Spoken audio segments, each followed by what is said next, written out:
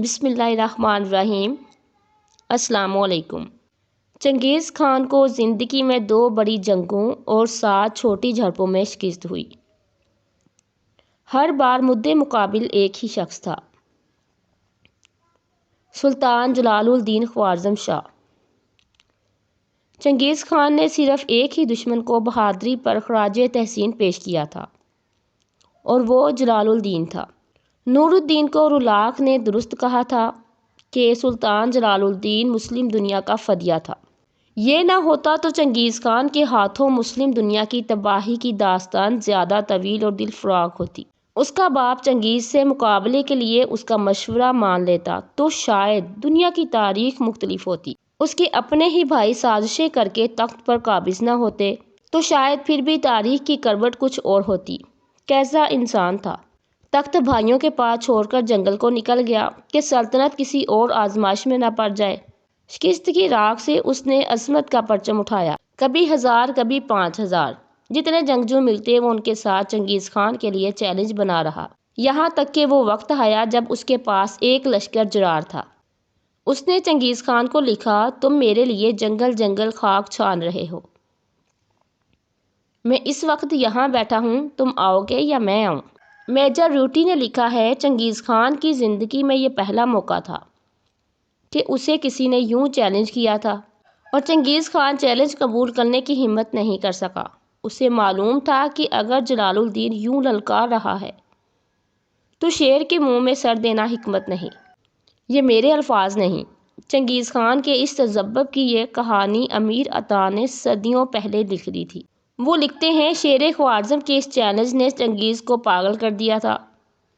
وہ صبح سے شام لشکر کی تیاریوں پر صرف کرنے لگا، لیکن پھر بھی اسے تسلی نہیں ہو رہی تھی کہ کیا وہ جلال الدین کا مقابلہ کرنے کو تیار ہے یا ابھی کچھ کمی رہ گئی ہے۔ اسے معلوم تھا للکارنے والا کون ہے، یہاں تک کہ پھر ایک گھوڑے پر سلطان کے لشکر کے سلاروں میں جھگڑا ہو گیا اور پھوٹ پڑ گئی۔ افغان سلار ناراض ہو کر لشکر لے کر چلا گیا۔ امیر عطا لکھتے ہیں، جلال الدین کو خبر ہوئی تو بھاگ کر خیمے سے باہر آیا۔ ان کی منتیں کی، رویا کہ ایسا نہیں کرو، مسلمانوں کے مستقبل کا خیال کرو، لیکن قدرت کو شاید یہی منظور تھا۔ لشکر آدھا رہ گیا۔ چنگیز خان تو گویا اسی موقع کے انتظار میں تھا۔ باقی تاریخ ہے۔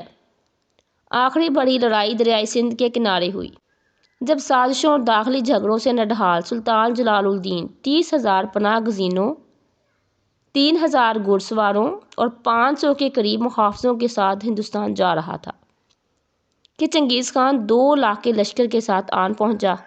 3000 گھڑ سواروں کا مقابلہ 50,000 گھڑ سواروں سے تھا۔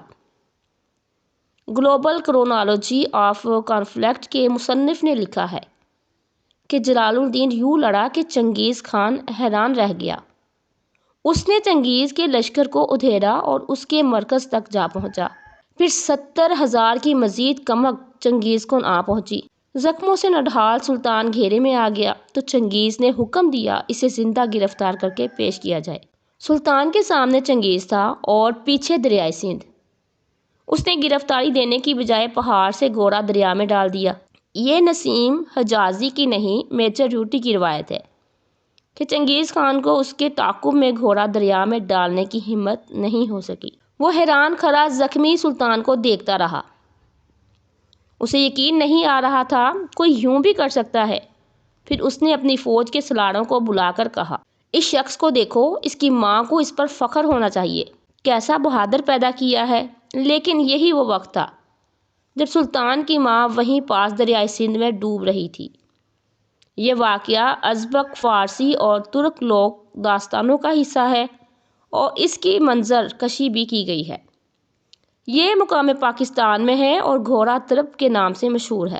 لوگ دیکھتے ہیں اور یقین نہیں کرتے کہ کوئی یہاں پہاڑ سے سیدھا نیچے دریا میں گھوڑا کیسے ڈال سکتا ہے۔ سبحان اللہ! یہ ہے ایمان جو انسان کے دل سے سوائے اللہ تعالیٰ کے ہر کسی کا خوف دل سے نکال دیتا ہے۔ اللہ تعالیٰ ہمیں بھی ایسا ایمان نصیب فرمائے، آمین ثم آمین۔ جزاک اللہ۔